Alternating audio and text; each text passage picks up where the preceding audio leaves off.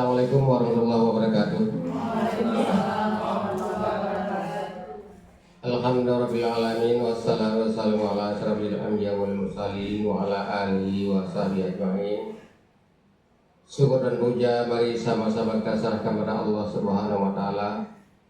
Salawat dan salam mari kita sajikan kepada Nabi besar Muhammad sallallahu alaihi wasallam yang telah membawa perubahan peradaban umat manusia dari budaya yang bukan Islami kepada budaya yang Islami. Yang terhormat wakil kepala sekolah dan guru, khususnya pada Ibu Melta calon penggerak. Pada pagi hari ini diminta kesempatan waktu untuk menyampaikan tentang pemahaman penerapan budaya positif. Bukan hal yang baru budaya positif tersebut. Cuman Ibu Melta mengangkat ke permukaan. Tinggal kita menerapkan pemahaman yang bagaimana dalam menerapkan di hari-hari pembelajaran kita. Jangan selalu kita salahkan siswa, padahal diri kita sendiri mungkin masih banyak budaya yang negatif yang kita bawa ke depan. Itu yang mungkin kita terapkan ke lapangan tentang paradigma. Apa itu paradigma? Itu bukan pikiran yang baru. Sejak tahun 2003 saya ngajar di IUD, sudah saya sampaikan ke paradigma. Cuman hari ini baru diangkat ke permukaan, baru kita ketemu di buku-buku SMA.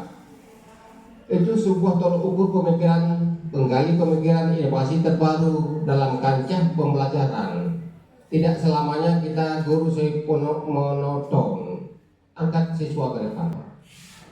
Yang saya sampaikan mungkin lebih panjang nanti waktu yang dikhususkan oleh Ibu Melta dalam pelatihan JJP Semangat Sukses.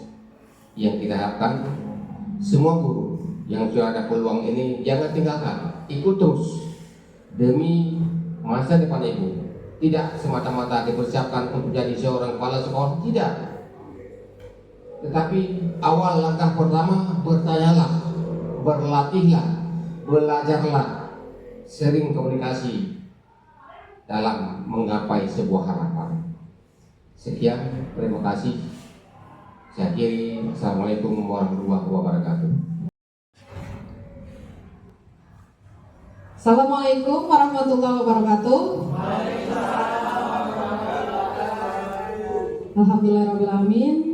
Kami mengucapkan terima kasih kepada Bapak Abdul Muthalib selaku SMA Negeri 1 Penaron yang telah memberikan waktu untuk kami untuk mendengarkan penyebaran pemahaman dan penerapan pengalaman budaya positif. Kemudian yang saya hormati juga para ibu-ibu, dewan guru, bapak guru, para staf tata usaha yang telah berkenan meluangkan waktunya untuk datang di ruangan ini di kantor kita untuk mendengarkan kegiatan tentang yang ada di sini Bapak Ibu, menyebarkan pemahaman dan penerapan pengalaman budaya positif. Ini saya dapatkan dari pendidikan guru penggerak yang saya ikuti sekarang dalam modul 1.4 seperti itu. Sebelum kita memulai Bapak Ibu, kita buka dengan lafaz basmalah. Bismillahirrahmanirrahim. Kemudian ini masih semangat Bapak Ibu? Masih. Kita cek semangatnya ya. Kita di SMA Negeri 1 Penaron. Kalau saya sebutkan SMA Negeri 1 Penaron, maka Bapak Ibu menjawab dengan luar biasa. Bisa Bapak Ibu? Bisa. SMA Negeri 1 Penaron, luar biasa. Semoga semangat kita hari ini menjadi semangat kita untuk terus-menerus untuk menjadikan Penaron kita menjadi luar biasa. Seperti itu. Selanjutnya, Bapak Ibu, ini adalah salah satu modul yang kami pelajari dalam materi guru penggerak, dan ini disampaikan kepada Bapak Ibu. Sebelumnya, ada yang sudah pernah mendengar apa itu budaya positif? Belum. Yang pernah kita dengar adalah positif dan negatif palingnya.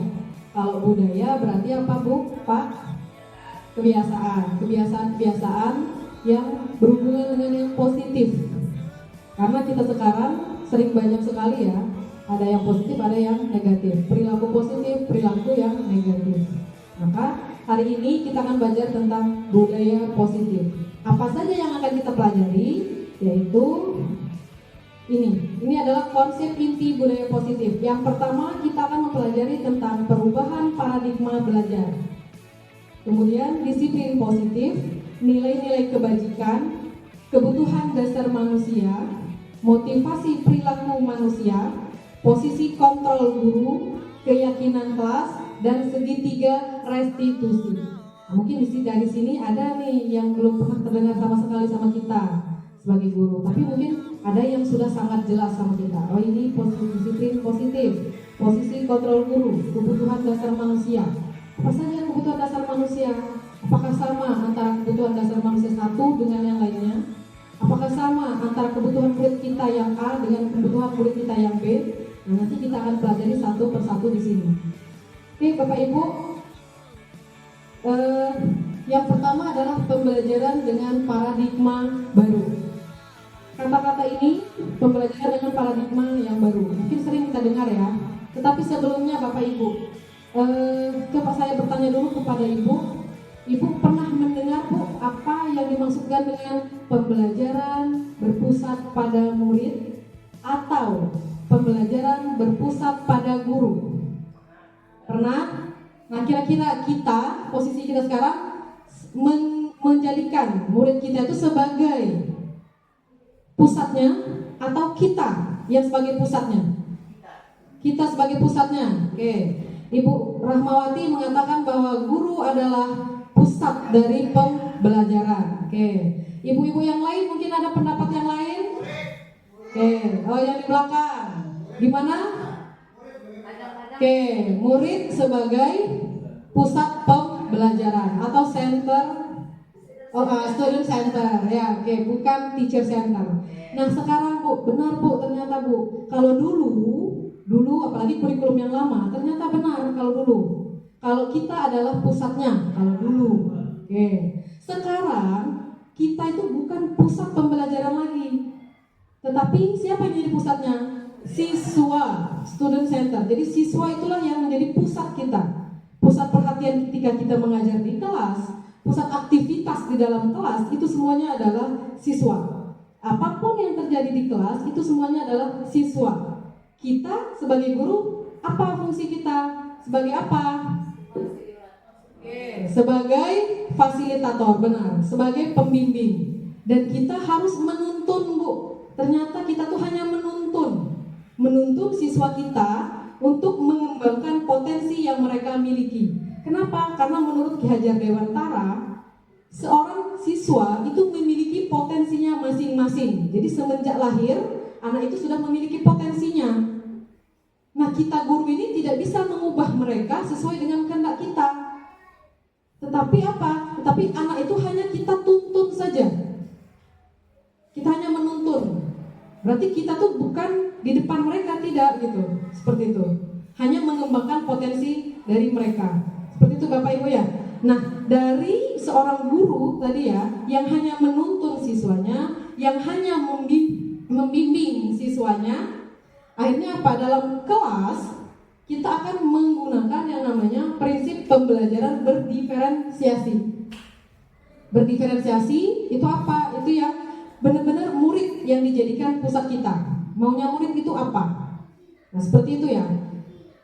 Maka di sini dikatakan bahwa pembelajaran dengan paradigma baru merupakan pembelajaran yang dirancang berdasarkan prinsip pembelajaran berdiferensiasi, sehingga peserta didik belajar sesuai kebutuhannya, berdasarkan tahap perkembangan sesuai teori psikologi modern untuk mewujudkan profil pelajar Pancasila.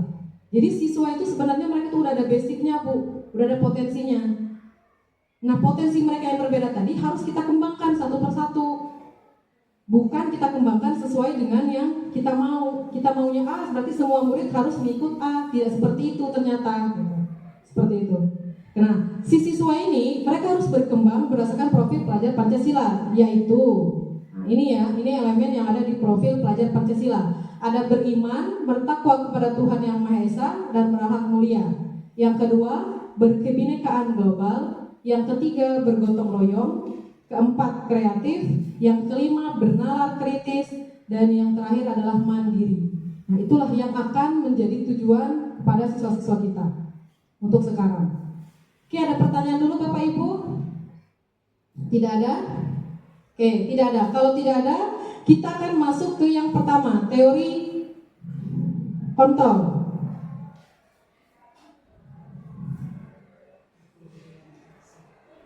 Pernah mendengar Bapak Ibu tentang teori kontrol?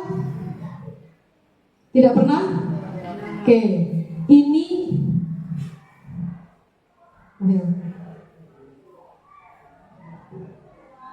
Oke, ternyata siswa itu yang tadi ya, tidak bisa kita kontrol satu per satu.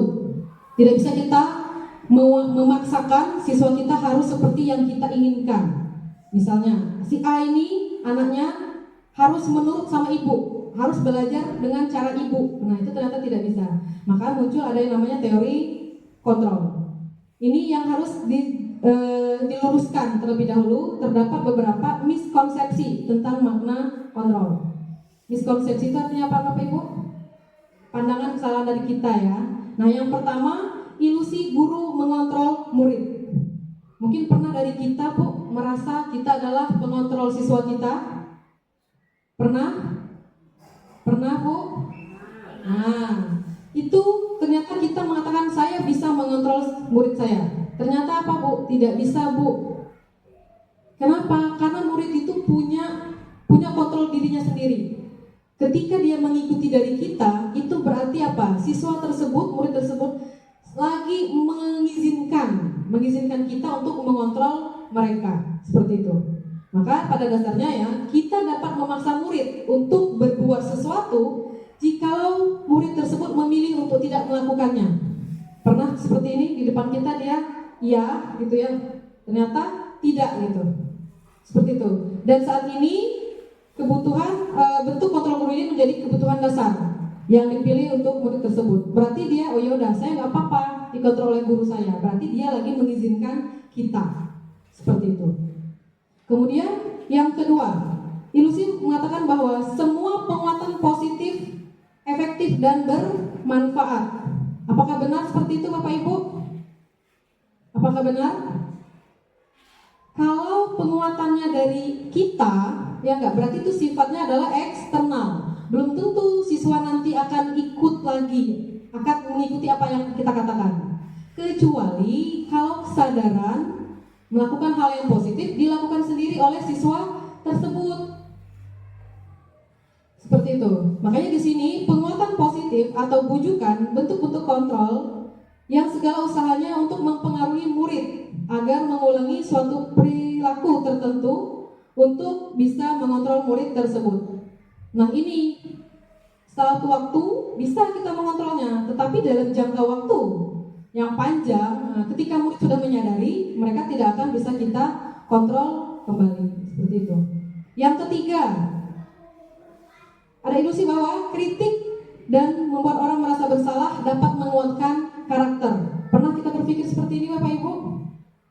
Sering kita ngomong dengan siswa, janganlah kamu seperti itu, kok mengecewakan ibu, kecewa kali ibu misalnya. Kamu bukan seperti ini, ibu kan sudah bilang sama kamu. Ternyata apa Bapak Ibu? Kita tidak bisa seperti itu dengan siswa. Ya kan? Kenapa? Itu akan menjadikan siswa kita memiliki identitas yang gagal. Oh, berarti saya ini adalah orang yang mengecewakan guru saya. Artinya apa? Mereka tidak akan menumbuhkan motivasi dari dalam diri mereka untuk selalu berbuat yang lebih baik lagi. Seperti itu. Kemudian berikutnya, ilusi bahwa orang dewasa memiliki hak untuk memaksa. Pernah Bapak Ibu kita mungkin sama murid ya, sama anak kita di rumah juga iya. Nah, kita beranggapan bahwa orang dewasa, saya, guru, emak di rumah itu punya hak untuk memaksa anak. Ternyata itu sangat salah. Kita tidak bisa memaksa. Kita hanya bisa tadi menuntun dan mengarahkan. Biar apa? Biar anak-anak tadi punya pegangan sendiri untuk menjadi lebih baik lagi. Makanya di sini dikatakan bahwa banyak orang dewasa yang percaya bahwa mereka memiliki tanggung jawab untuk membuat murid-murid berbuat hal-hal tertentu. Apapun yang dilakukan dapat diterima selama ada sebuah kemajuan berdasarkan sebuah pengukuran kinerja. Ternyata tidak seperti itu gitu ya. Pada saat itu pula orang dewasa akan menyadari bahwa perilaku memaksa tidak akan efektif untuk jangka waktu yang panjang. Sama seperti kita, ya enggak? Untuk saat ini iya anak kita nurut, tapi jangka panjang itu tidak akan bisa. Bagaimana biar mereka menurut? Nah, biar mereka melakukan perubahan dengan kesadaran sendiri, yang mau tidak mau harus ada motivasi intrinsik, motivasi yang berasal dari dalam dirinya sendiri. Nah, itulah tugas kita sebagai guru, bagaimana caranya biar anak-anak tersebut tumbuh motivasi dari dalam dirinya sendiri. Seperti itu. Oke, yang ini Bapak Ibu tadi ya, bagaimana seseorang bisa berubah dari paradigma stimulus respon tadi kepada pendekatan teori kontrol. Nah, ini ada seorang ahli dari teori kontrol ya, mengatakan bahwa bila kita ingin membuat kemajuan perlahan, sedikit-sedikit ubahlah sikap atau perilaku kita, perilaku Anda. Namun bila kita ingin memperbaiki cara-cara utama kita, maka kita perlu mengubah kerangka acuan kita. Apa yang harus dirubah? Ubahlah bagaimana Anda melihat dunia, bagaimana Anda berpikir tentang manusia. Dan terakhir adalah apa? Mengubah paradigma kita atau pola pikir kita, cara pandang kita. Skema pemahaman dan penjelasan aspek-aspek tertentu tentang realitas, tentang kejadian yang sebenarnya. Seperti itu. Kita lihat ini. Nah, ini ada stimulus dan respon. Oke, selanjutnya adalah yang tadi tentang stimulus respon dengan teori kontrol. Ini ada perbedaan. Coba kita lihat Bapak Ibu. Yang stimulus respon, realitas atau kebutuhan kita sama. Ini menurut stimulus respon kita. Ternyata menurut teori kontrol, kebutuhan kita berbeda. Berbeda tidak Bapak Ibu? Berbeda. Saya sebagai guru, Ibu juga sebagai guru, itu pasti memiliki kebutuhan yang berbeda. Sama seperti siswa kita. Siswa kita juga memiliki kebutuhan yang berbeda. Jangan kita samakan siswa satu kelas itu memiliki kebutuhan yang sama. Kemudian yang kedua, semua orang melihat hal yang sama. Kita beranggapan seperti itu. Ternyata menurut teori kontrol, setiap orang memiliki gambaran yang berbeda. Terkadang di kelas kita beranggapan bahwa semua siswa harus memiliki gambaran tentang saya sebagai gurunya adalah yang baik. Ternyata apa? Pasti ada siswa kita yang tidak seperti itu. Maka kita harus memahami bahwa setiap orang memiliki gambaran yang berbeda. Berikutnya, kita mencoba mengubah orang agar berpandangan sama dengan kita. Itu menurut stimulus respon. Ternyata Bapak Ibu bagaimana? Kita berusaha memahami pandangan orang lain tentang dunia. Jadi bukan orang mengubah orang, ya enggak? Biar orang lain itu pandangan sama seperti kita. Tetapi apa? Kitalah yang berusaha memahami pandangan orang lain tersebut. Kemudian, perilaku buruk dilihat sebagai suatu kesalahan. Terkadang kita, ketika anak-anak melakukan perilaku yang buruk, kita melihat, oh itu pasti salah, oh itu pasti salah. Ternyata apa? Semua perilaku, mau baik atau buruk, itu pasti memiliki tujuan. Tujuannya nanti mungkin apa? Apakah yang baik ataukah yang buruk? Apakah bersumber dari perilaku motivasi sendiri ataukah ada motivasi yang lain atau dari luar? Seperti itu. Kemudian orang lain bisa mengontrol saya. Kita selalu seperti itu, ya enggak? Ternyata apa Bapak Ibu? Hanya kita yang bisa mengontrol diri kita, bukan orang lain. Saya bisa mengontrol orang lain. Ternyata menurut teori kontrol, Anda tidak bisa mengontrol orang lain, apalagi mengontrol siswa kita. Dalam artian ini bukan mengontrol yang seperti kita mengawasi, berbeda ya, seperti itu. Kemudian pemaksaan ada pada saat bujukan gagal. Kita bujuk, kita lakukan mediasi. Nah, yaudah, kalau tidak bisa mediasi, berarti harus dipaksa. Nah, itu pandangan kita. Ternyata menurut teori kontrol, jangan ada pemaksaan. Yang ada apa? Kolaborasi, kerjasama, dan konsensus. Apa konsensus? Kesepakatan. Kesepakatan antara kedua belah pihak untuk menciptakan pilihan-pilihan baru. Nah, itu yang bisa kita lakukan dengan siswa. Jadi siswa jangan dipaksa, tapi apa? Kita lakukan kesepakatan. Kesepakatannya apa? Kesepakatan ini harus bisa menguntungkan kedua belah pihak. Jangan hanya menguntungkan satu pihak saja. Yang jadi pihak yang dirugikannya misalnya adalah siswa. Tidak bisa seperti itu menurut teori kontrol. Kemudian model berpikir menang atau kalah. Di antara sesuatu harus ada yang menang dan harus ada yang kalah. Ternyata bukan menang atau kalah, tetapi apa? Berpikir menang dan menang. Jadi kalau bisa semuanya menang, kalau semuanya bisa berhasil, kalau semuanya bisa pinter, kalau semuanya bisa rajin, kenapa harus ada yang malas? Kenapa harus ada yang peringkat terakhir? Kenapa harus ada anak yang kalah? Seperti itu. Kecuali ini kalau dia dalam kompetisi. Seperti itu ya, misalnya perlombaan. Seperti itu. Oke Bapak Ibu, sebelum dilanjutkan, ini udah mulai goyang-goyang. Coba kita berdiri terlebih dahulu Bapak Ibu. Berdiri. Sekarang kita punya kedua tangan. Sekarang angkat tangan yang sebelah kanan saja. Oke, nah angkat tangan kanan, udah. Sekarang genggam tangan kita, sekuat tenaga kita. Oke, sekuat tenaga kita, sekencang-kencangnya, sampai orang di samping kita yang mau menggoyang kita, yang mau mengelitikin kita, yang mau menurunkan tangan kita, tidak bisa. Kencangkan lagi. Ada orang di belakang mendorong kita, kita tetap tegak, berpegang dengan tangan kita. Ada yang goyang, ada yang kebuka tangannya, makin kencang Bapak Ibu, makin kencang. Oke, silakan dilepaskan kembali. Silakan duduk kembali. Sekarang saya tanya, Bapak Ibu tadi ketika mengencangkan tangan, kemudian saya bilang ada gangguan-gangguan lain di sekitar kita. Ya, kira-kira Bapak Ibu tadi ada yang terlepas tidak tangannya? Tidak. Kenapa tidak, Bu? Karena saya nggak mau ada orang menggoyang saya. Baik. Artinya apa? Ini menandakan bahwa yang mengontrol diri kita itu adalah kita sendiri, bukan orang lain. Mau segimanapun goyangan dari luar, ketika kita sudah punya pegangan yang kuat, maka tadi kitalah yang akan mengontrol diri kita. Seperti itu ya. Oke?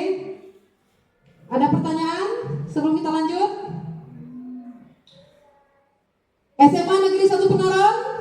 Luar biasa. Oke. Baik. Selanjutnya, nah, ini tentang disiplin positif. Kalau tadi yang umumnya adalah budaya positif, yang ini adalah disiplin positif. Pernah mendengar Bapak Ibu kata-kata disiplin?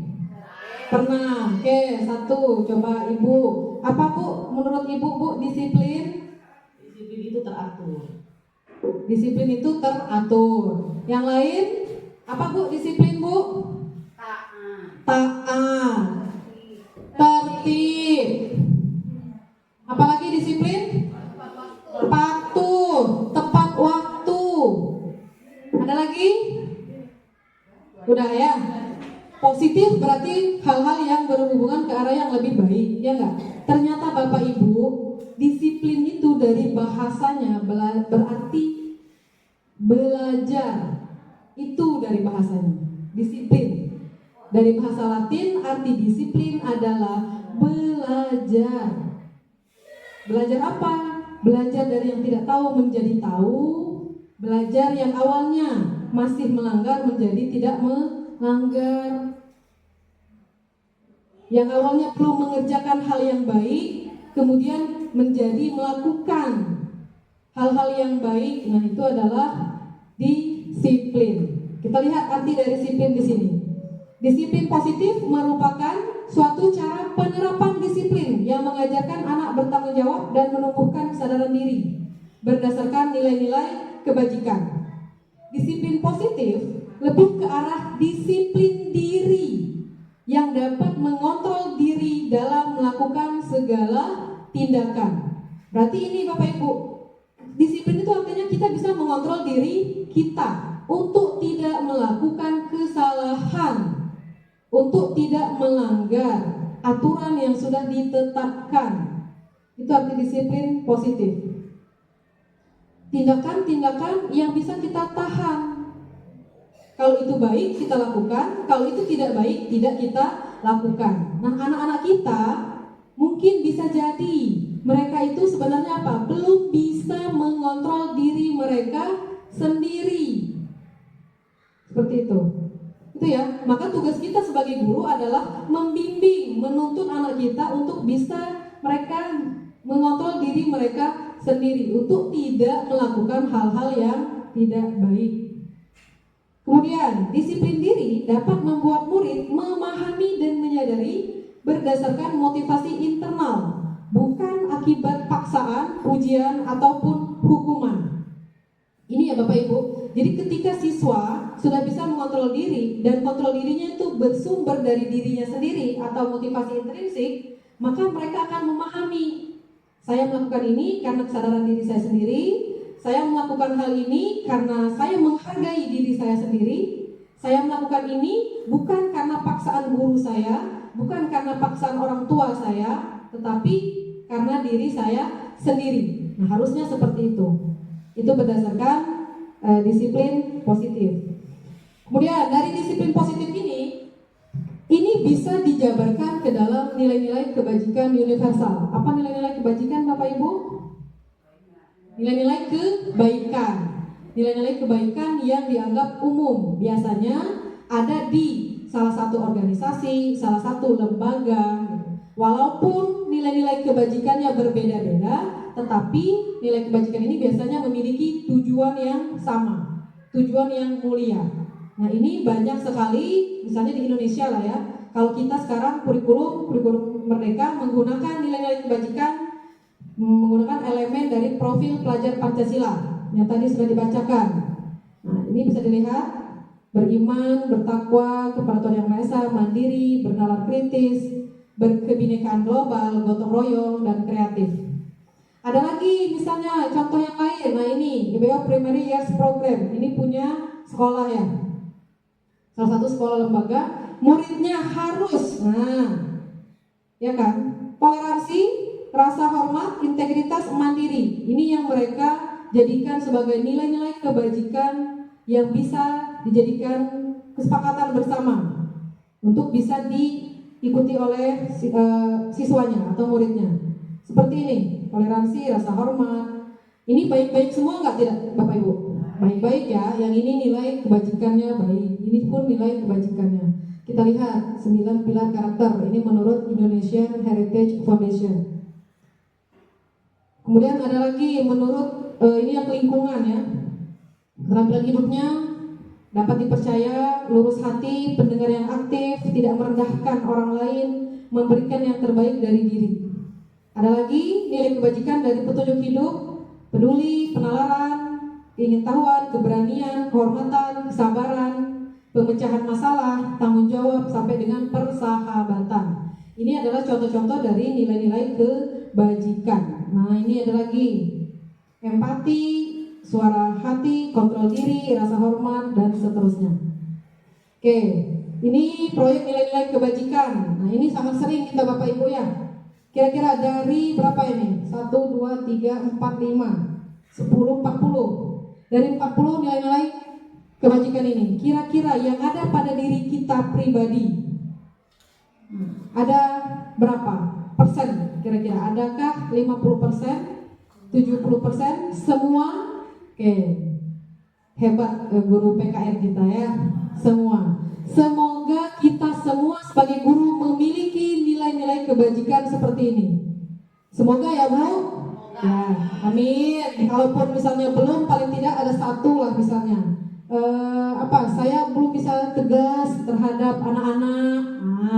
Saya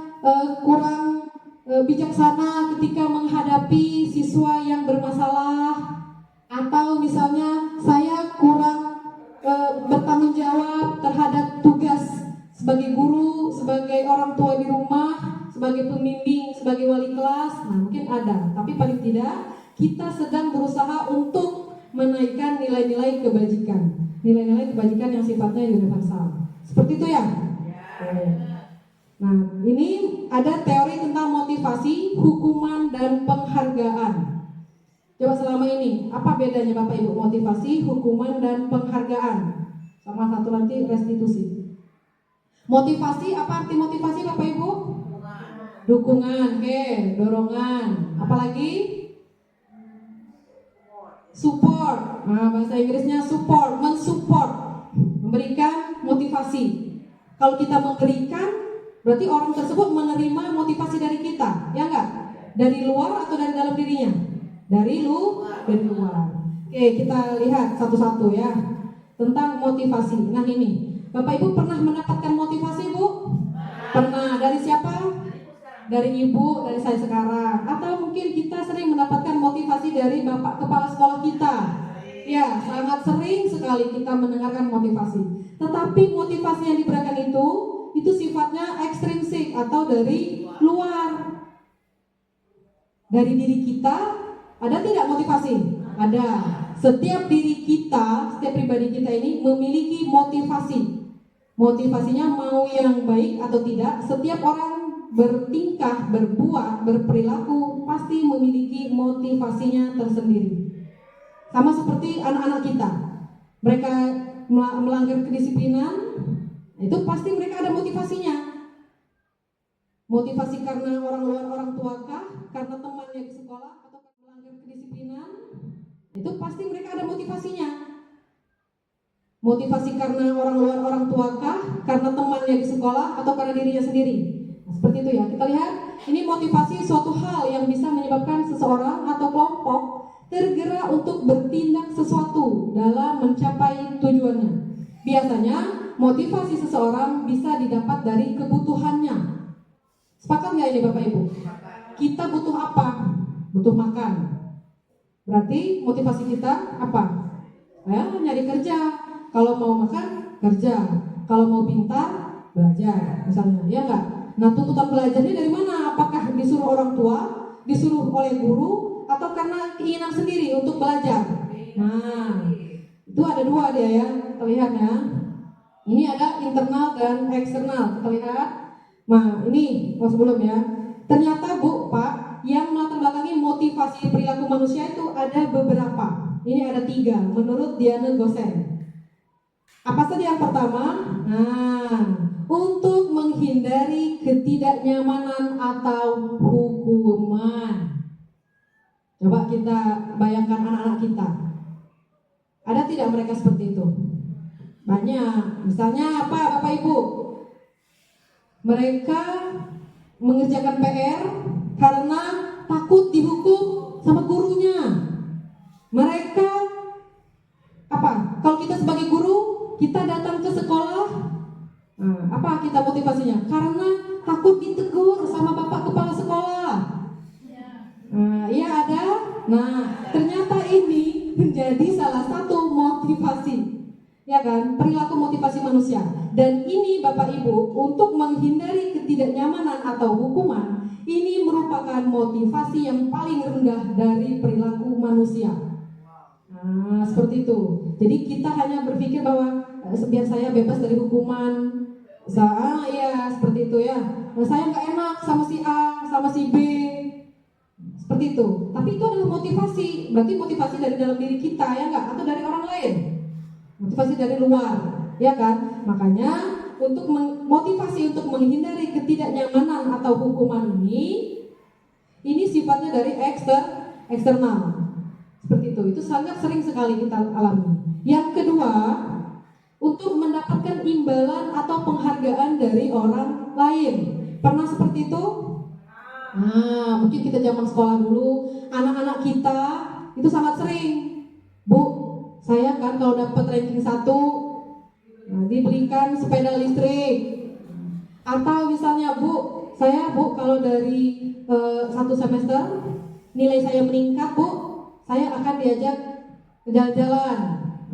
Atau yang lain, misalnya saya datang ke sekolah biar Bapak Ibu? Kalau kita semua datang ke sekolah, dapat gaji, dapat serti, apalagi dipuji sama kepala sekolah, Disayang sama siswa.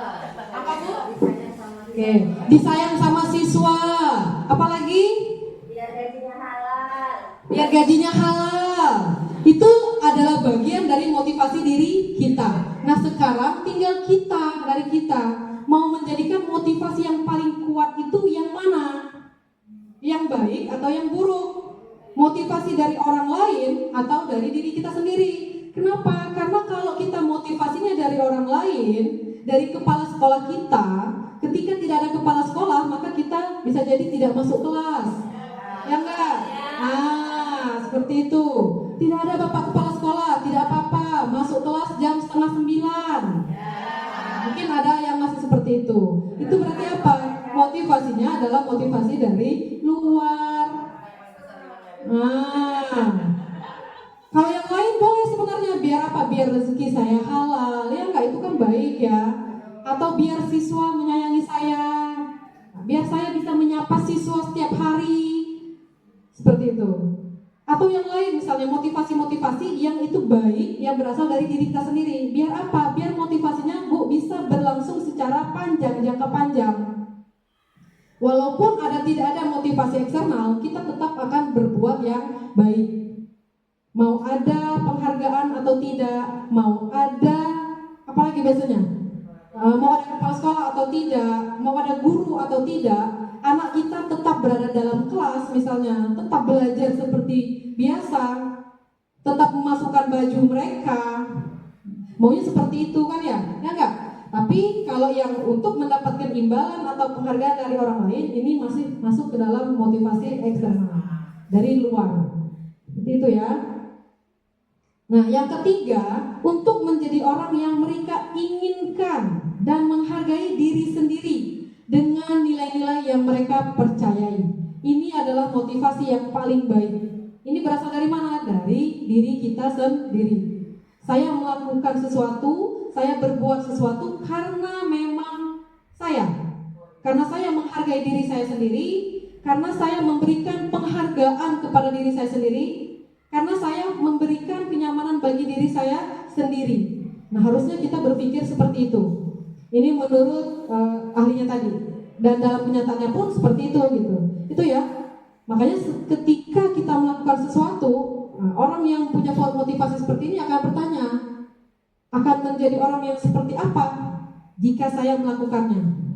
Saya datang tepat waktu, berarti saya menghargai waktu, menghargai diri sendiri. Berarti saya orang yang disiplin. Seperti itu.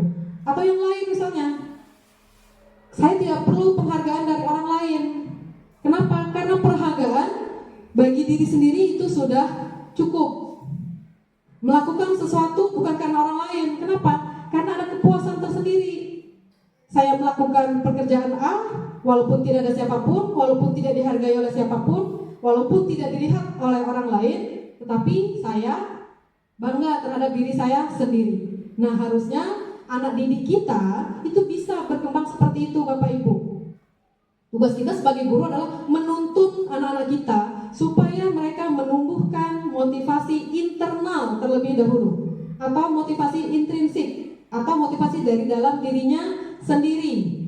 Anaknya harus menyadari bahwa mereka berperilaku itu karena memang mereka butuh, karena memang mereka yang mau melakukan perbaikan pada dirinya sendiri, bukan hanya karena gurunya saja. Itu ya. Misalnya anak yang dulunya tidak baik kemudian menjadi baik. Kenapa? Karena selalu misalnya apa? Diingatkan terus sama gurunya, atau diancam terus sama gurunya. Kamu kalau nggak berubah ya, nanti saya lapor ke orang tua kamu. Kamu ya kalau nggak berubah juga, kamu ya kalau nggak ngerjain tugas. Akhirnya apa? Siswa itu pada saat itu menurut sama kita. Motivasi saya ini kalau gurunya yang agak tegas. Kalau gurunya tidak, misalnya apa? Dengan lemah lembut, nanti apa akan terjadi? Siswanya akan ketergantungan dengan kita. Dalam jangka waktu yang panjang, ketika tidak ada gurunya yang seperti itu lagi, maka apa yang akan mereka lakukan? Mereka akan kembali ke semula, ke sifat aslinya, seperti itu. Itu ya. Kita yang mana kira-kira Bapak Ibu motivasi kita? Oke, intrinsik atau internal. Ada tidak motivasi dari eksternal? Ada pasti ya. Karena keluarga misalnya, kenapa? Tapi kita jadikan motivasi yang eksternal itu adalah motivasi yang positif, yang baik-baik, bukan yang buruk. Selanjutnya ini tadi ya yang saya jelaskan dari tadi, motivasi itu ada intrinsik atau internal atau dari dalam diri sendiri. Nah, ini adalah motivasi yang tidak perlu mendapat rangsangan dari luar. Jadi tidak perlu ada orang dari luar. Dia muncul kenapa? Karena menikmati tindakan atau aktivitas yang dilakukan tanpa memikirkan imbalan atau ganjaran yang akan diterima di masa depan. Dan biasanya ketika kita melakukan sesuatu yang kita lakukan secara intrinsik dan dalam diri kita, itu akan banyak sekali keuntungan-keuntungan atau hal-hal yang positif yang akan ada di kita, yang akan terjadi dalam diri kita. Yang kedua adalah motivasi ekstrinsik, berarti ini pengaruh rangsangan dari luar. Nah, ini muncul karena adanya imbalan, ganjaran, dan lain-lain ya. Maka semoga kita semua melakukan sesuatu karena motivasi dari dalam diri kita sendiri. Yang kedua adalah hukuman. Pernah Bu memberikan hukuman Bu? Pernah. Apa yang kita berikan kepada siswa? Hukuman apa? Kutip sampah. Terus cabut rumput, baca surah, skot jam, duduk di pojok kelas, dan lain-lain. Nah, kita lihat ya, antara hukuman dan konsekuensi kita bedakan. Hukuman itu adalah tindakan yang diambil oleh guru atau pihak sekolah sebagai respon terhadap perilaku siswa yang melanggar aturan atau norma yang telah ditetapkan. Tujuan utama hukuman adalah untuk menghentikan perilaku yang tidak diinginkan melalui tindakan yang mungkin tidak menyenangkan bagi siswa. Biasanya Bu, kenapa kita memberikan hukuman Bu? Nah, oke, coba Ibu. Misalnya siswa tidak ber-PR, terlambat datang sekolah, terus menggunakan atribut-atribut yang terlarang. Itu cara biasanya. Oke. Ada tadi disampaikan oleh ibunya, ketika anak-anak kita tidak menggunakan atribut sekolah, tidak tepat waktu datang ke sekolah, kemudian ada pelanggaran yang lain, itu disebut dengan hukuman. Oke, sekarang kita lihat. Hukuman itu Bu, dia bersifat satu arah dari pihak guru yang memberikan, dan murid hanya menerima suatu hukuman tanpa melalui suatu kesepakatan atau pengarahan dari pihak guru, baik sebelum atau sesudahnya. Nah, kalau yang tadi Bu, yang tadi dibilang anak telat, kita menyuruh mereka membaca ayat suci Al-Quran. Kira-kira itu hukuman atau apa? Bukan. Itu adalah apa? Konsekuensi. Ya, karena kenapa? Karena kita sudah punya kesepakatan terlebih dahulu. Ini tata tertib sekolah kita, ya kan? Ketika dilanggar maka akan ada konsekuensinya. Apa yang kalau contohnya yang sebagai hukuman, misal ketika anak masuk dalam kelas, tiba-tiba dia telat, kita suruh apa? Suruh jongkok. Berarti itu apa? Itu hanya dari diri kita sendiri, ya enggak? Tidak ada kan kesepakatan dengan siswa. Nah, itu berarti disebut dengan hukuman. Dan hukuman ini tidak bisa kita lanjutkan. Seperti itu. Nah, ini Bu, contoh hukuman. Seorang menghukum siswa, ini pasti guru ya, yang terlambat datang ke sekolah dengan cara berdiri di depan kelas. Masih ada Bu? Semoga tidak ya. Biasanya kita ketika siswa masuk, mereka telat, kita cek berapa menitnya, ya enggak? Nah, suruh doa, suruh misalnya apalagi setelah doa, kalau belum piket berarti mereka piket, ya kan? Nah, ini bisa menjadi konsekuensi sebenarnya, kita rubah. Misalnya dengan apa? Di jam Ibu tidak boleh telat, atau buat kesepakatan sama mereka. Nanti kita bahas tentang kesepakatan kelas ya. Apa yang bisa kita buat kesepakatan antar kita, guru. Kalau kita SMA, guru bidang pelajaran dengan siswa sebelum pembelajaran berlangsung. Misal, apa Bu? Telat tidak boleh lebih dari 5 menit. Nah, ibu-ibu saya yakin pasti mempunyai keyakinan kelas terhadap anak-anaknya. Kalau telat bagaimana? Harus seperti apa? Harus misalnya apa? Membuat misalnya soal lagi, atau misalnya apa? Membaca isi Al-Quran. Seperti itu. Itu ya.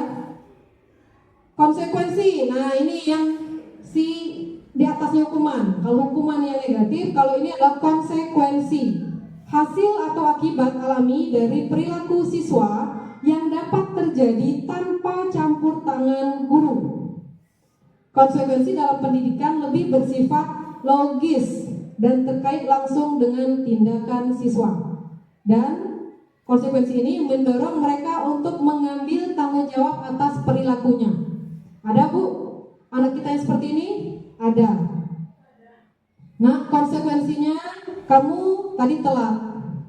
Jadi teman-teman kamu sudah mengerjakan tugas duluan, sudah belajar duluan. Berarti konsekuensinya apa mereka? Nanti berarti kamu terakhir tetap harus mengerjakan soalnya. Ya enggak? Harus mengerjakan latihannya. Harus membaca materinya. Nah, itu adalah konsekuensi. Mereka misalnya ada kesepakatan tidak hadir selama berapa hari Bu? 3 hari dalam waktu 1 minggu. Kira-kira apa konsekuensinya? Dipanggil orang tua. Itu konsekuensi. Jadi kita lebih menekankan kepada anak-anak itu lebih ke arah konsekuensi, bukan ke hukuman. Ini contohnya. Nah, jika seorang siswa tidak menyelesaikan tugasnya, konsekuensi logisnya adalah dia tidak siap untuk ujian atau tidak mendapatkan nilai yang baik. Kalau kamu sering alpa, berarti bisa jadi nanti tidak naik kelas. Itu konsekuensi. Jadi ada sebab akibat antara tindakan satu dengan tindakan yang lain. Dan biasanya kalau konsekuensi mereka harus bertanggung jawab terhadap perilakunya masing-masing. Seperti itu. Kemudian ada namanya penghargaan. Pernah kita memberikan penghargaan pada anak-anak kita? Pernah. Penghargaan itu tidak harus berupa uang. Tapi apa? Penghargaan biasanya Bu? Iya, berupa pujian. Apalagi yang bisa kita berikan pada anak-anak kita? Apa Pak? Penghargaan dalam bentuk apa biasanya kalau pelajaran agama?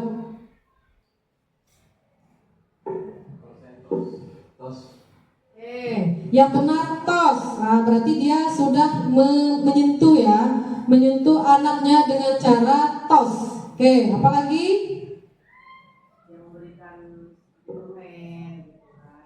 Ada juga memberikan permen dalam kelas, atau kalau anak TK misalnya memberikan bintang, ya kan, kertas dalam bentuk bintang kepada anak kita, penghargaan. Tapi Bu, kalau jangka panjangnya, kira-kira penghargaan itu baik atau tidak? Tidak. Kenapa? Karena dia akan ketergantungan, karena anak akan selalu berharap. Apalagi? Tapi kira-kira perlu tidak penghargaan? Perlu, ya benar. Kita perlu ya memberikan kepada anak-anak. Kenapa? Karena anak-anak bisa menjadi motivasinya juga, ya kan? Tapi tadi kita jangan terus-menerus. Sekali boleh Bu, tapi kalau berkali-kali khawatirnya tadi. Nah dia kalau misalnya tidak melakukan itu ya tidak akan bisa gitu. Sama seperti ketika ada anak SD, contoh kasusnya ya, dia berbaris misalnya depan kelas. Yang rapi akan mendapat bintang dari ibu. Akhirnya yang awalnya mereka berantakan, tiba-tiba mereka langsung rapi. Kenapa? Karena mereka mendapatkan bintang dari gurunya. Ketika guru tersebut tidak hadir, digantikan misalnya dengan guru yang lain, apa yang akan terjadi? Anak-anaknya balik lagi seperti awal, tidak rapih lagi dalam mengantri atau rebutan. Nah inilah efek atau akibat dari adanya penghargaan. Ini penghargaan. Nah ini Bapak Ibu, beberapa hasil penelitian mengenai dihukum oleh penghargaan. Pengaruh jangka pendek dan jangka panjang. Ini ya. Jangka pendeknya bagaimana jangka pendeknya? Tadi ya mereka akan menurut mereka anak-anaknya, merusak hubungan. Ada yang seperti ini? Iya. Kita memberikan hadiah kepada satu orang, yang lainnya akan cemburu, iri. Artinya apa? Penghargaan ini bisa merusak hubungan antara satu dengan yang lainnya. Penghargaan menghukum. Nah ini Bu, misalnya apa? Sistem ranking, ya enggak? Yang tidak dapat ranking akhirnya apa? Mereka merasa terhukum. Saya tidak dapat ranking, ya kan? Kok bisa saya seperti ini? Orang tua saya gimana? Nah akhirnya mereka merasakan hukum. Ini motivasi dalam diri yang saya bilang tadi, ini yang baik atau yang bagusnya. Penghargaan menurunkan kualitas. Pernah seperti ini? Misalnya Bu, kalau di sini ya, pengamatan dilakukan pada sekelompok mahasiswa yang sedang kerja praktik di sebuah surat kabar universitas. Nah, mereka menulis sebuah artikel, kemudian mereka bekerja dengan cepat. Nah, menulis yang baik, menulis dengan cepat. Kemudian ada beberapa tulisan mereka yang dibayar, ya kan?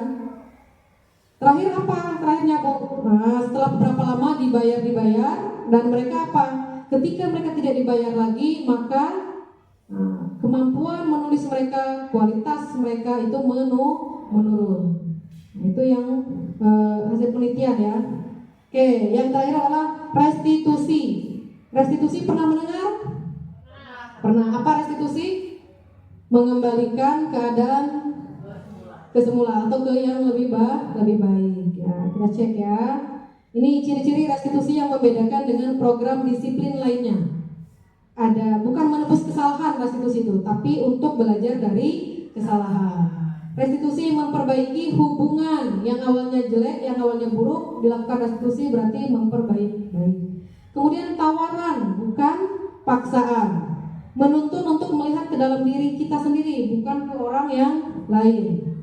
Kemudian apa? Cara yang paling baik Bu, ini restitusi ternyata dalam pendidikan, bukan hukuman, bukan lagi konsekuensi, tapi restitusi yang baiknya dilakukan. Apa itu restitusi? Karena restitusi bisa menguatkan, bisa fokus pada solusi dan yang lainnya. Nah, kita lihat ini perbedaan antara hukuman, konsekuensi, dan restitusi. Lihat identitas anak kita, identitas gagal dan identitas sukses. Kalau dari hukuman, nah ini Bu, ini kebaca tidak? Enggak. Sesuatu yang menyakitkan harus terjadi, hukuman. Kalau konsekuensi, sesuatu harus terjadi. Restitusi merupakan pilihan. Hukuman tidak nyaman untuk murid atau anak untuk jangka waktu panjang. Kalau konsekuensi apa? Tidak nyaman untuk murid, anak untuk jangka waktu pendek. Nah, yang paling baiknya apa? Restitusi menguatkan untuk murid atau anak dalam jangka waktu panjang. Itu kalau yang restitusi. Kemudian ini korban mendapatkan keadilan. Kalau ini korban bisa diabaikan. Kalau restitusi, korban mendapatkan ganti. Nanti kita bahas di restitusinya lagi ya. Murid atau anak akan tersakiti Bu kalau kita berikan hukuman. Tapi kalau kita memberikan adanya konsekuensi, maka murid atau anak dibuat tidak nyaman, hanya tidak nyaman saja, tidak sampai tersakiti.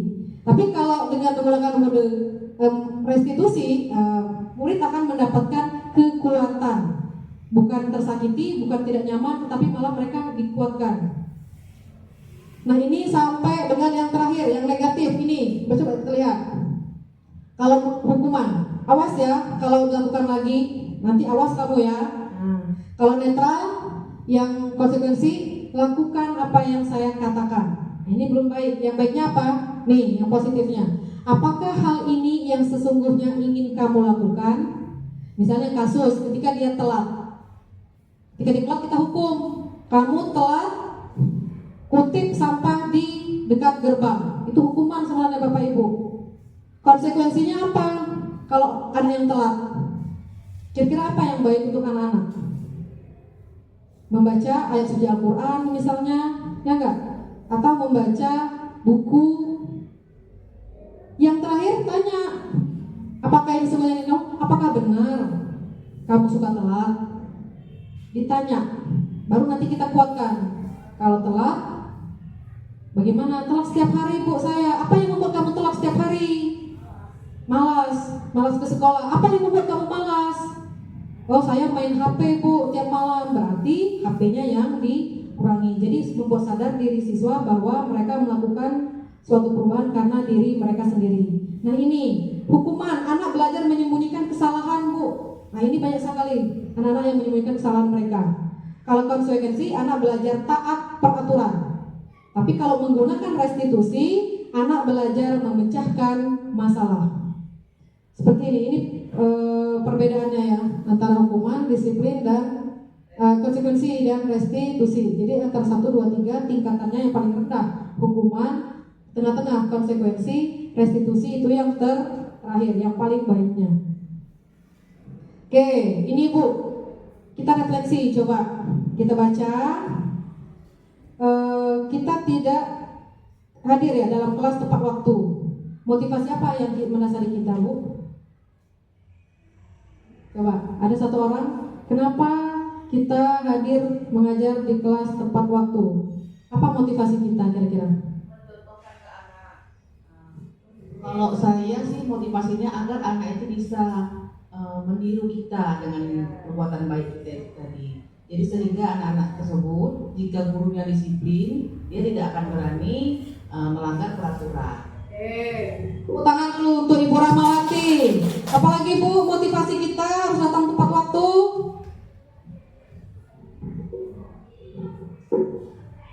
Akan muncul rasa aman, percaya diri dari kita sendiri untuk melakukan tugas kita.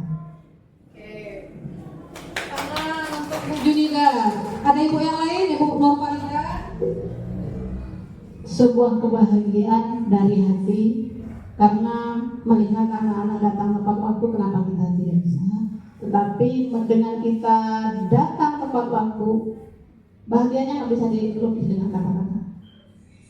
Oke, terima kasih Bapak Ibu. Ternyata Bapak Ibu memang luar biasa. SMA Negeri 1 Penaron memiliki guru-guru yang luar biasa. Semoga motivasi yang Bapak Ibu sampaikan tadi itu akan menjadi motivasi kita ke depannya. Kalau Ibu Wati seperti tadi, saya belum, berarti saya juga bisa menjadikan motivasi tersebut sama seperti Ibu Rahmawati atau Ibu Nurfarida atau Ibu Junida. Seperti itu. Pertanyaan Bu, ini refleksi ya. Oke, berdiri di sudut kelas karena terlambat hadir di sekolah. Kira-kira ini hukuman atau konsekuensi? Oke, konsekuensi hukuman.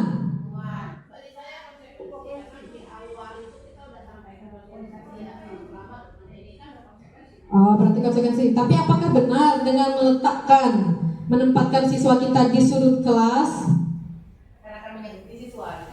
Karena menyakitkan siswa, berarti itu adalah hukuman. Oke, benar ya. Oke, nah contoh-contoh yang lainnya ada tidak Bapak Ibu kira-kira yang menjadi hukuman di sekolah kita? Skor jam, kasih surat. Tapi kalau misalnya guru olahraga, Bapak guru olahraga misal memberikan hukuman bagi siswa yang telat dengan berlari keliling lapangan 3 kali, kira-kira itu konsekuensi atau hukuman? Konsekuensi, benar. Kenapa? Karena bapaknya adalah bapak guru olahraga. Mungkin sudah ada kesepakatan. Ya benar, sesuai. Jangan nanti anak yang telat kita suruh membersihkan WC. Ternyata itu adalah hukuman dan harus kita hindari. Nah, ini keyakinan kelas Bapak Ibu. Pernah mendengar? Apa beda keyakinan dengan kesepakatan atau dengan peraturan? Pernah membuat keyakinan kelas di kelas dengan anak-anak? Oke, kalau keyakinan belum, kalau peraturan mungkin pernah. Apa yang pernah dibuat, Bu? Kalau peraturan kelas misalnya bagi yang tidak piket, Oke, bagi yang tidak piket, maka akan denda sekian. Oke, yang lain? Kesepakatan. Oke, ternyata Bu, kesepakatan dengan keyakinan itu berbeda. Kalau keyakinan itu di sana akan muncul hal-hal yang nilai kebajikan yang baik. Misalnya anak yang tadi terlambat datang ke sekolah, apa kesepakatan kita? Tidak boleh terlambat. Kalau terlambat kena denda. Berarti itu bukan keyakinan kelas. Jadi keyakinan kelasnya apa? Dia harus menumbuhkan. Nah, mengapa keyakinan kelas? Mengapa tidak peraturan kelas? Ternyata keyakinan itu apa, Bu? Nilai-nilai kebajikan yang harus disepakati antara guru dengan siswa. Dan ini dia tadi kata-katanya memunculkan nilai-nilai kebajikan. Oke? Maka kita harus rubah. Coba ini Bu, mengapa kita memiliki peraturan tentang penggunaan helm pada saat mengendarai kendaraan roda 2 atau motor? Oke, benar. Nah, ini Bu bedanya Bu. Untuk keamanan, untuk keselamatan kita, bukan karena takut ditilang, takut kena denda polisi, tapi lebih ke pakai helm karena keselamatan saya. Sama seperti anak-anak, mereka membuatnya kenapa? Nah ini ya Bu, cara membuat kesepakatan, keyakinan di sekolah ataupun di kelas. Murid-murid kita bercurah pendapat tentang peraturan yang perlu disepakati di kelas. Mungkin kita sebagai wali kelas, mungkin kita sebagai guru bidang studi. Jadi awalnya membuat dulu keyakinan kelas. Nah, kalian maunya bagaimana nak? Apa yang harus kita sepakati? Misalnya kesepakatannya apa Bu biasanya? Tidak boleh mengobrol, ada? Tidak boleh berbicara ketika ibu menjelaskan, ada seperti itu? Oke, nanti kita lihat ya. Nah setelah anak-anak punya masukan, dicatat sama kita. Nah sekarang Bu, kalau kebiasaan kita menggunakan kalimat negatif, tidak boleh terlambat, tidak boleh menyontek, tidak boleh berbicara. Ada kita seperti itu buatnya? Ada. Hampir semua kita menggunakan kata-kata negatif. Tidak, jangan berkeliaran di sekitar sekolah. Semua guru-guru jangan. Ternyata Bu, itu harus apa kalau dalam keyakinan kelas? Harus dirubah menjadi ke hal-hal yang bernilai kalimat positif. Tidak boleh terlambat. Apa kata positifnya? Disiplin. Atau bahasa lainnya? Datang tepat waktu. Dilarang buang sampah sembarangan. Apa positifnya? Buanglah sampah pada tempatnya. Tidak boleh berbicara ketika guru sedang menjelaskan. Apa positifnya? Menyimak dengan benar, saling menghargai. Bukan bahasa tidak boleh berantem sama teman ya, tidak boleh berkelahi ya. Nah, ternyata itu bukan keyakinan kelas. Yang baiknya apa? Menghargai kawannya, berbicara yang sopan. Nah, seperti itu. Ini banyak contoh. Nah, ini contoh prosedur keyakinan kelas yang pernah ada ya. Anak-anak itu pasti tidak semua Ibu. Tidak boleh bawa sampah, tidak boleh ngobrol, tidak boleh bawa HP, semua tidak. Jadi kita rubah menjadi ke yang positif. Tidak meminjam barang tanpa izin pemiliknya. Berarti apa? Minta izin ketika meminjam barang. Disiplin. Atau bahasa lainnya? Datang tepat waktu. Dilarang buang sampah sembarangan. Apa positifnya? Buanglah sampah pada tempatnya. Tidak boleh berbicara ketika guru sedang menjelaskan. Apa positifnya? Menyimak dengan benar, saling menghargai. Bukan bahasa tidak boleh berantem sama teman ya, tidak boleh berkelahi ya. Nah, ternyata itu bukan keyakinan kelas. Yang baiknya apa? Menghargai kawannya, berbicara yang sopan. Nah, seperti itu. Ini banyak contoh. Nah, ini contoh prosedur keyakinan kelas yang pernah ada ya. Anak-anak itu pasti tidak semua Ibu. Tidak boleh bawa sampah, tidak boleh ngobrol, tidak boleh bawa HP, semua tidak. Jadi kita rubah menjadi ke yang positif. Tidak meminjam barang tanpa izin pemiliknya. Berarti apa? Minta izin ketika meminjam barang milik teman. Jangan membuang sampah sembarangan. Menjaga kebersihan kelas. Tidak boleh berbicara saat guru sedang menjelaskan. Dirubah dengan mendengarkan saat guru sedang menjelaskan. Tidak membuat keributan di kelas, diganti dengan menjaga ketertiban dan kenyamanan kelas. Itu tentang keyakinan kelas. Ada yang ditanyakan? Ini dilewati yang ini ya. Nah ini Ibu, Bapak, kebutuhan dasar manusia. Kita punya kebutuhan tidak Bapak Ibu? Punya. Siswa kita punya tidak? Punya. Setiap orang itu punya kebutuhan dasar yang tidak bisa tidak penuhi, harus dipenuhi. Makanya seorang siswa, Bu, ini menurut Dr. William Glasser ya dalam choice theory, ketika seorang murid melakukan suatu perbuatan yang bertentangan dengan nilai-nilai kebajikan atau melanggar peraturan, hal itu sebenarnya dikarenakan mereka gagal memenuhi kebutuhan dasar mereka. Kita harus memahami bahwa siswa kita tuh Bu, mereka tuh ada kebutuhan dasarnya yang harus dipenuhi. Apa yang pertama? Bertahan hidup.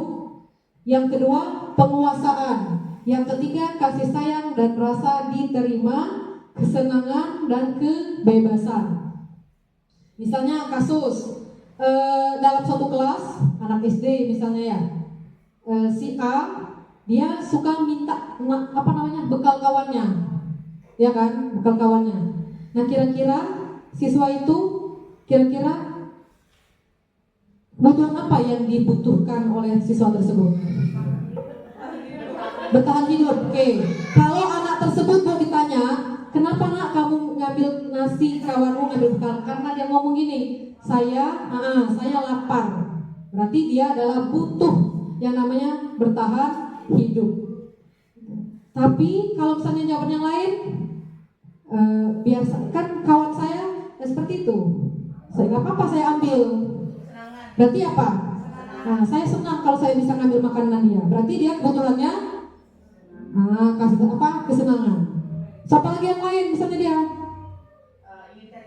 Mencari perhatian. Berarti apa? Yang mana?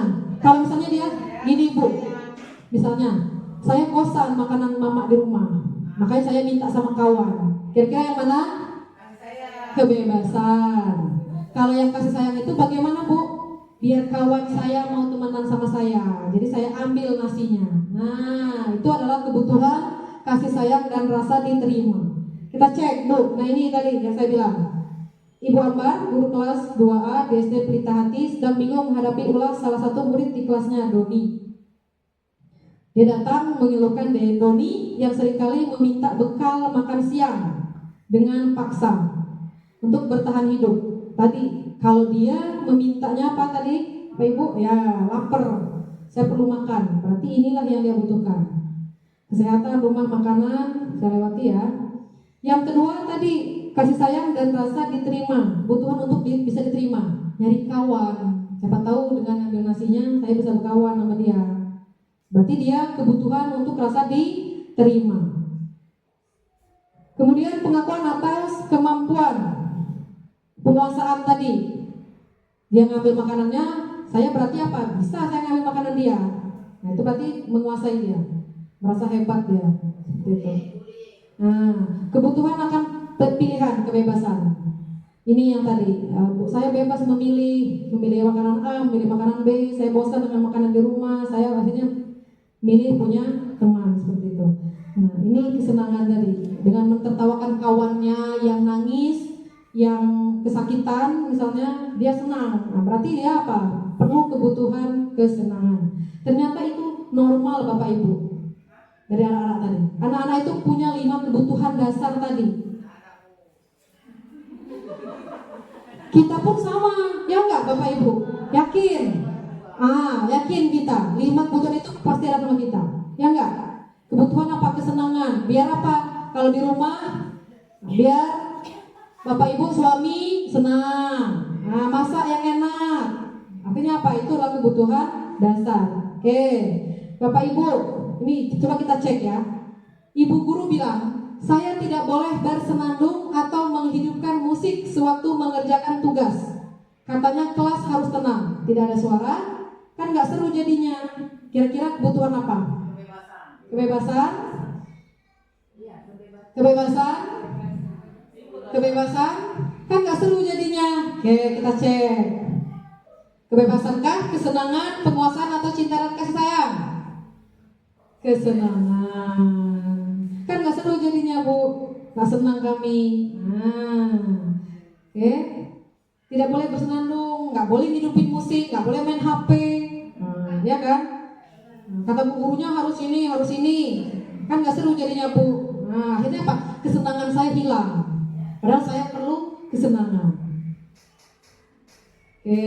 Nah, si Fulan terlihat bersemangat dan mau belajar pada jam pelajaran tertentu. Terkadang ia terlihat malas dan marah jika ditegur oleh guru lain, sehingga perilakunya berubah-ubah tergantung mood, kata beberapa guru. Kira-kira kebutuhan apa yang diperlukan oleh anak ini? Kasih sayang. Oke, kita cek ya. Apakah keempat ini? Ya, cinta dan kasih sayang. Ternyata anak perlu cinta dan kasih sayang. Kita pun sama Ibu Bapak ya. Mungkin perlu apa? Minta seperti itu ya. Oke, nah menurut si Glaser ini kapasitas kita untuk merubah yang ada dalam diri kita. Kita dapat mengidentifikasi kebutuhan apa yang mendorong perilaku kita. Kita tahu kita berbuat seperti A karena dorongan apa. Kita berbuat seperti B karena dorongan apa. Seperti itu. Nah, ini kita lewati ya. Ada kuesionernya sebenarnya. Dunia berkualitas, dunia anak-anak adalah dunia yang harusnya berkualitas. Dengan kita sebagai guru, sebagai pendampingnya. Kebutuhan dasar terpenuhi, maka akan memunculkan individu yang memiliki sifat yang positif sehingga terjadilah dunia yang berkualitas. Nah, ini surah At-Taubah ayat 105. Wa qul ya'malu fasayarallahu amalakum wa rasuluhu wal mu'minun wa saturadduna ila alimil ghaibi wasyahadati fayunabbiukum bima kuntum ta'malun. Artinya katakanlah Nabi Muhammad, bekerjalah maka Allah, Rasulnya dan orang-orang mukmin akan melihat pekerjaanmu. Cukup Allah, Rasul dan orang-orang mukmin yang akan melihat pekerjaan kita. Tidak perlu orang lain. Kamu akan dikembalikan kepada Zat yang mengetahui yang gaib dan yang nyata. Lalu Dia akan memberikan kepada kamu apa yang selama ini kamu kerjakan. Seperti itu. Nah, 5 posisi kontrol Bapak Ibu. Kita sebagai guru punya posisi kontrol kita. Sebagai apa kita? Kira-kira. Coba ini ada 5. Penghukum, pembuat merasa bersalah, sebagai teman, sebagai pemantau, atau sebagai manajer. Sebagai teman, oke. Ibu, nomor 2, pembuat merasa bersalah. Ada yang lain? Sebagai teman. Bapak? Pemantau. Sebagai manajer. Sebagai bos. Kita lihat ya, sebagai penghukum. Bapak Ibu ini. Penghukum bisa menggunakan hukuman fisik maupun verbal.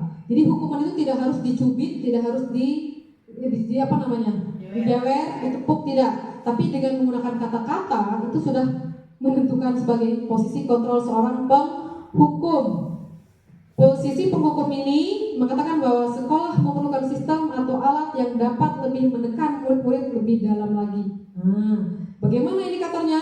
Nada suaranya tinggi, mata melotot, jari menunjuk-nunjuk, kamu, dan menghardik. Mungkin saya selaku guru yang awalnya belum mengikuti CGP, posisi saya Bu lebih banyaknya adalah sebagai penghukum. Dan yang kedua nanti ya, nah kita mungkin introspeksi diri, kira-kira kita yang mana ini nih? Coba kita lihat. Nah Bu, ini ibu bukan, bapak bukan, kita bukan. Patuhi aturan saya. Awas kamu ya. Selalu pasti yang terakhir selesai. Kamu lagi, terlambat lagi, pasti datang terlambat lagi. Selalu datang terlambat. Kapan kamu bisa datang tepat waktu? Nah, kamu selalu saja salah, tidak pernah benar. Nah, ternyata ini adalah posisi penghukum. Kalau kita berada di posisi penghukum, apa yang akan terjadi? Nah, bagaimana si murid kita, Bapak Ibu, kalau kita berbicara seperti itu? Iya, kemungkinan apa dia? Marah, dendam, atau bersifat agresif lainnya. Bisa jadi setelah kita marah, dia duduk tempat duduknya. Nah, dia apa? Dia bikin coret-coretan, dia bikin sumpah kita, dia bikin ngedoain kita. Bahkan kasusnya ada yang pernah siswa memecahkan ban kereta gurunya. Nah, mungkin pernah terjadi di sekolah kita? Tidak, semoga tidak, jangan sampai. Seperti itu ya, ada yang pernah?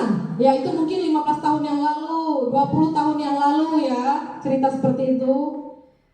Kemudian pembuat merasa bersalah. Ada nggak kita di sini kira-kira? Nada suara mengelas, halus, sedih. Bahasa tubuh merapat pada anak, lesu. Nah, gurunya lemah lembut ya, kata-kata seperti ini dia. Ibu sangat kecewa sekali dengan kamu nak. Berapa kali bapak harus memberitahu kamu?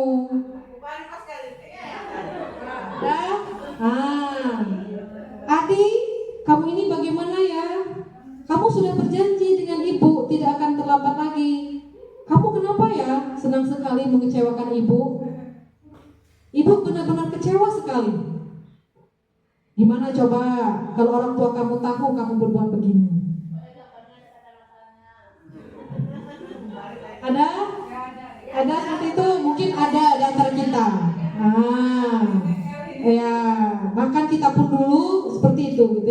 Ternyata apa Bapak Ibu kalau kita berbuat seperti tadi, membuat rasa bersalah tadi. Ini perasaan murid kita. Murid akan merasa bersalah. Bersalah telah mengecewakan ibu atau bapak gurunya. Murid akan merasa menjadi orang yang gagal dan tidak dapat membahagiakan orang lain. Kadang-kala sikap seperti ini lebih berbahaya dari sikap penghukum. Ngeri nih Bapak Ibu. Kenapa? Karena emosi akan tertanam rapat di dalam diri murid. Ditahannya perasaan murid itu. Ya kan? Kalau di guru yang menghukum tadi, murid bisa menumpahkan amarahnya. Nah, kalau yang ini dia tidak bisa. Indikatornya seperti ini. Bahkan akibatnya tadi ya. Ada kita yang seperti itu? Mungkin ada. Oke. Nah, ini posisi teman Bapak Ibu. Ada yang memposisikan kita teman tadi banyak ya. Banyak. Guru memposisikan ini tidak menyakiti murid, tapi tetap berupaya mengontrol murid melalui persuasi. Nada suaranya bagaimana? Ramah, akrab, bercanda. Kita semua ya. Bahasa tubuhnya bagaimana? Merapat pada murid. Iya benar. Karena tidak apa-apa Bapak Ibu sebagai murid, ya kan? Karena itu lebih mudah mendekati siswa kita. Bagaimana? Nah, coba lihat ini. Siapa yang mau membaca ini? Coba. Siapa yang mau membaca, Bu? Ya, ini posisi teman. Ada? Ya sudah, tapi tidak apa-apa. Nanti Ibu bantu beresin. Ayo ingat tidak bantuan Bapak selama ini. Adi, ayolah. Bagaimana sih kamu? Kemarin kamu sudah janji ke Bapak, bukan? Kenapa terlambat lagi? Ya sudah, nggak apa-apa. Dulu sana, nanti Bapak bantu kamu. Kamu ini, ayo bantulah Bapak ya. Itu sebagai teman, ya kan? Sebagai teman. Mungkin kita lebih sering sebagai teman juga ya. Kalau kita posisi kita guru sebagai teman ke siswa kita, apa yang dirasakan oleh murid kita? Nah, murid kita akan senang Bapak Ibu. Senang dan akrab dengan guru. Ini termasuk ke dalam dampak yang positif. Hanya saja di sisi negatifnya apa? Kalau tidak ada gurunya tadi, maka anak akan berulah kembali. Kenapa? Karena tadi motivasinya adalah guru, bukan dirinya sendiri. Disuruh sama guru ini dia mau, disuruh sama guru yang lain tidak mau. Sama guru ini salaman, sama guru yang ini tidak salaman. Nah, seperti itu. Dan berikutnya ada posisi pemantau. Pernah memantau Bapak Ibu? Pernah, sering kita ya. Suara kita datar suaranya. Bahasa tubuhnya agak formal bersama anak. Ya kan? Nah, kenapa? Kita harus bertanggung jawab pada perilaku orang-orang yang kita awasi. Kenapa? Karena kita punya tanggung jawab sama anak kita. Kita awasi mereka, kita pantau mereka, ya enggak? Ini tidak terlalu memunculkan perasaan pribadi antara satu anak dengan anak yang lain, atau antara kita guru dengan anak siswa. Jadi lebih bersifat formal. Nah, ini posisi pemantau. Peraturannya apa, Nak? Sanksi atau konsekuensinya apa kalau kamu datang terlambat? Apa yang telah kamu lakukan tadi? Bagaimana kamu memperbaikinya? Nah, itu kalau posisi pemantau. Apa yang akan terjadi para murid? Nah, ini satu lagi ya contoh ya. Nah, Adi, nah ini bapak-bapak kayaknya nih Pak. Nah, coba Pak. Posisi pemantau.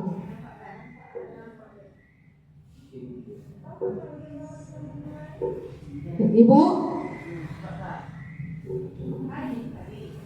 Adi, tahukah kamu jam berapa kita memulai? Kamu terlambat 15 menit. Apa kamu sudah mengerti konsekuensi yang harus dilakukan bila terlambat? Ya, benar. Nanti pada saat jam istirahat, kamu harus tinggal di kelas untuk menyelesaikan tugas yang tertinggal tadi. Saya tunggu ya.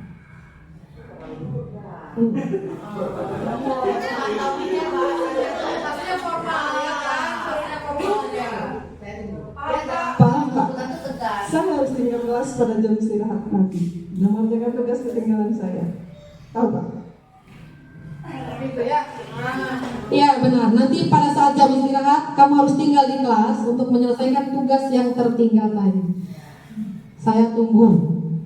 Itu pemantau, tahu Pak anak-anaknya. Nah, bagaimana perasaan murid kalau seperti itu Bapak Ibu? Berarti murid memahami konsekuensi apa yang harus dia jalankan karena telah melanggar salah satu peraturan dari sekolah. Itu ya. Dan guru tidak menunjukkan emosi yang berlebihan. Jadi biasa saja, datar, tidak marah, ya enggak? Tidak merasa membuat anak merasa bersalah. Ya seperti biasa. Itu ya.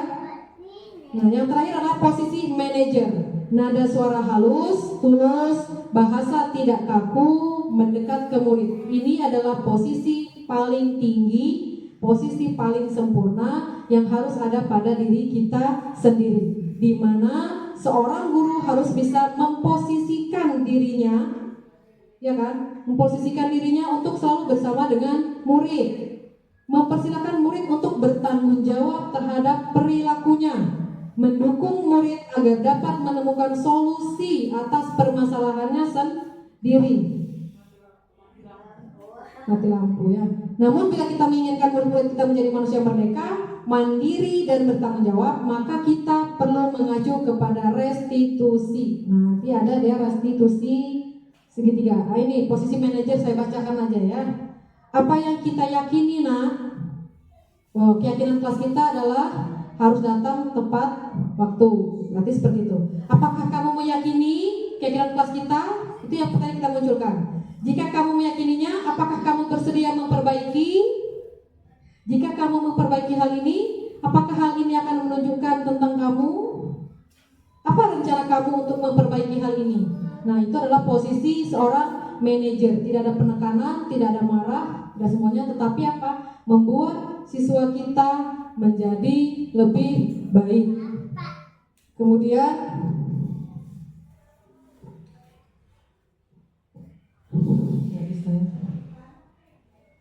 ada contoh-contohnya sebenarnya ya. Nah, posisinya kira-kira bagaimana perasaannya Bapak Ibu kalau posisi kita sebagai manajer siswa kita? Apa yang dirasakan oleh siswa kalau bertemu dengan seorang guru yang memiliki posisi sebagai seorang manajer? Ya, anak-anak akan menjadi senang. Terus apalagi? Akan nyaman. Kemudian apa? Anak-anak kita akan bisa memperbaiki dirinya sendiri, akan punya keyakinan kalau dirinya bisa berubah karena dirinya sendiri, bukan karena orang lain. Seperti itu. Maka sebagai seorang guru, sebagai seorang manajer, kita harus bisa membahagiakan murid kita. Kenapa? Karena murid kita sudah tahu apa masalahnya, apa yang terjadi, dan dia juga sudah menemukan solusinya dengan bimbingan dan arahan dari kita. Seperti itu ya Bapak Ibu. Paling terakhir, ini adalah segitiga restitusi. Ketika tadi sebagai seorang guru, ketika menyelesaikan masalah dengan siswa, maka kita melalui yang namanya segitiga restitusi. Apa itu segitiga restitusi? Nah, suatu proses dialog yang dijalankan oleh guru maupun orang tua agar dapat menghasilkan siswa yang mandiri dan bertanggung jawab. Apa saja dalam segitiga restitusi? Yang pertama Bapak Ibu ini ada menstabilkan identitas. Jadi ketika kita ada masalah bertemu dengan kita, maka yang pertama kita lakukan adalah menstabilkan identitas, Bu. Kenapa harus distabilkan? Karena kita percaya bahwa setiap orang itu pasti pernah membuat kesalahan. Setiap orang itu tidak ada yang sempurna, pasti pernah melakukan kesalahan. Habis dari menstabilkan identitas, kita memvalidasi tindakan yang salahnya. Kita tanya sama anak-anaknya, kamu tentu punya alasan mengapa kamu melakukan seperti itu, mengapa kamu terlambat, mengapa kamu tidak membuat PR, mengapa kamu mengganggu temanmu. Ketika sudah ditanya, maka apakah ada cara yang lebih efektif untuk mendapatkan apa yang kamu butuhkan? Ditanyakan seperti itu kepada siswanya. Dan yang terakhir adalah menanyakan keyakinan. Keyakinan kelas apa yang telah kita sepakati? Menghargai sama temankah? Berarti kamu sudah melanggar keyakinan kelas kita. Kamu ingin menjadi seperti apa? nak, misalnya. Apa yang bisa kamu lakukan? Kalau kamu mau menjadi seorang yang berhasil, berarti apa yang bisa kamu lakukan? Apa yang harus kamu rubah? Nah, seperti itu ya. Ini menstabilkan identitas. Oke, tindakan yang salah, ini kalimat-kalimatnya Bapak Ibu.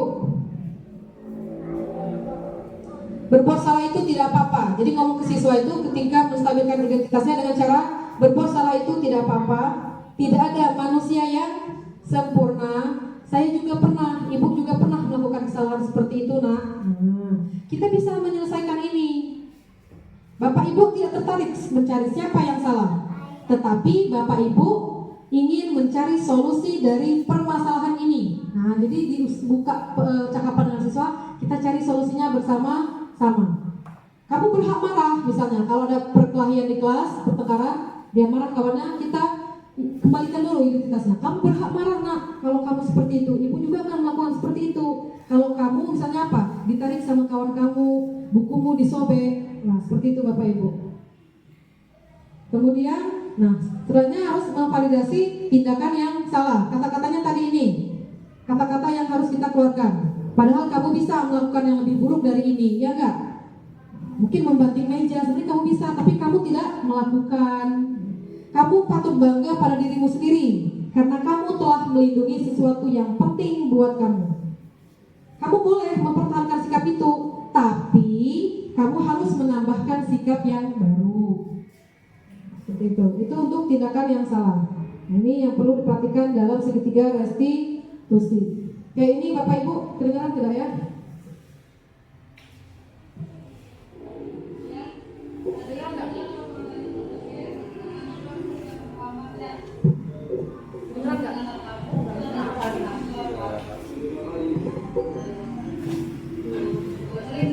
Itu kesalahan bukan ya? Ya baik ya. Berbuat kesalahan itu manusiawi. Setiap orang pasti punya kesalahan. Yang terpenting kita bisa belajar dari kesalahan tersebut dan berusaha untuk memperbaikinya. Setuju dia? Kalau dia setuju, kita akan mencari solusi secara bersama-sama. Dia sering terlambat pasti punya alasannya. Kenapa sih dia suka datang terlambat? Karena saya sering begadang sampai main HP, jadi saya kurang tidur. Oh begitu. Kamu tahu jajaran kelas yang bisa kita sepakati? Tahu.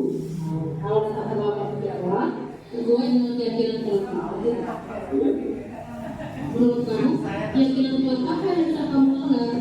Disiplin, Bu. Menurut kamu juga, disiplin itu penting tidak ya? Penting, Bu. Karena membuat saya tepat waktu dan datang sekolah dan membuat saya menghargai waktu. Betul. Menghargai itu penting dan sangat bermanfaat.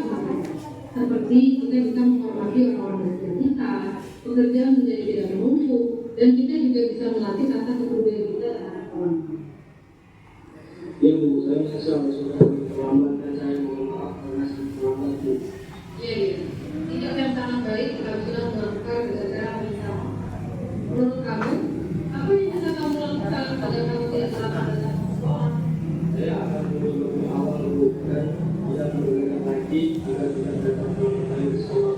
Baik, kamu sudah menentukan solusi. Dan ibu akan bekerjasama dengan orang tua kamu agar kamu tidak datang terlambat lagi. Sekarang, silakan kamu kembali ke kelas. Mana ya, dia? Terima kasih, Bu. Oke, itu adalah proses penyelesaian kasus segitiga restitusi. Ketika ada ya, Ini kadang-kadang anak itu punya paradigma yang berbeda gitu. Kita kan ingin anak-anak itu bisa bahasa Inggris ya. Bahasa Inggris itu ada paradigma anak-anak yang berpikir bahwa untuk apa bahasa Inggris? Toh saya cuma sampai SMA, saya nggak pernah menggunakan bahasa Inggris untuk kehidupan sehari-hari. Toh nanti saya lebih banyak uang kalau saya dodos gitu kan. Jadi sehingga membuat saya begitu kan gitu. Bahasa Inggris tidak sepenting itu kan bagi anak penaruh gitu. Banyak yang punya paradigma seperti itu. Nah jadi saya harus memaksa gitu kan bahwa bahasa Inggris suatu saat dan sehari-hari sebenarnya kita butuhkan, tapi mereka tidak menyadari dan kebanyakan tidak menyadari dan tidak mau tahu dengan bahasa Inggris. Karena walaupun bahasa Inggris itu udah tahu mereka ya bahasa internasional, tapi nggak ingin menjadikan bahasa Inggris itu sebagai bahasa kedua dan bahasa yang familiar sebenarnya. Tidak mau mereka, bukan tidak berusaha, memang nggak mau. Paradigmanya berbeda gitu, mindsetnya lain gitu. Gimana tuh? Itu yang kita paksakan ke mereka. Tapi pernah tidak Bapak Ibu sebelum kita memaksakan ke mereka, pernah tidak kita pahamkan sama mereka kenapa bahasa Inggris itu penting? Kenapa perlu belajar bahasa Inggris? Apa yang akan kamu lakukan?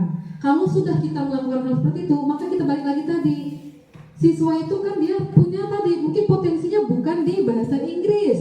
Mungkin minatnya di matematika, mungkin minatnya di olahraga, di seni. Makanya nanti akan ada yang namanya diferensiasi ya, perbedaan terhadap siswa. Jadi seorang guru memang kita hanya dituntut untuk menuntun saja. Kita tidak bisa memaksa siswa kita, kamu harus bisa bahasa Inggris, kamu harus bisa geografi, kamu harus bisa ekonomi. Tidak seperti itu. Kita hanya mengarahkan. Kemudian tadi yang terakhir, mungkin motivasi kita sebagai guru apa? Apakah hanya penyampaian sudah beres? Tidak kan ya? Mungkin Bu saat ini anak-anak tidak mau belajar bahasa Inggris. Tiba-tiba 3 tahun yang akan datang mereka apa kira-kira? Menjadi guru bahasa Inggris. Tiba-tiba mereka apa? Sudah berbicara dengan boleh. Nah, udah lancar berbicara. Kenapa? Karena kita tidak tahu Bu. Itulah potensi siswa tadi adalah potensi yang kalau bahasa dari Bapak Ki Haji Dokterannya, siswa itu memiliki potensi sesuai dengan kodratnya. Kodrat apa? Kodrat alam dan kodrat zaman. Nah, sebagai guru tadi terakhir kita harus bisa menuntun siswa-siswa kita ke arah yang lebih baik. Mungkin sekian Bapak Ibu ya. Oke, saya minta maaf apabila dalam penyampaian saya tentang restitusi, tentang disiplin positif, tentang penghukuman, tentang motivasi dan lain-lain. Itu ada kata-kata yang kurang dimengerti, kata-kata yang salah, saya minta maaf. Dan semoga hari ini bisa memberikan manfaat untuk kita semua dan kita bisa melakukan perubahan ke arah yang lebih baik. Saya akhiri. Assalamualaikum warahmatullahi wabarakatuh.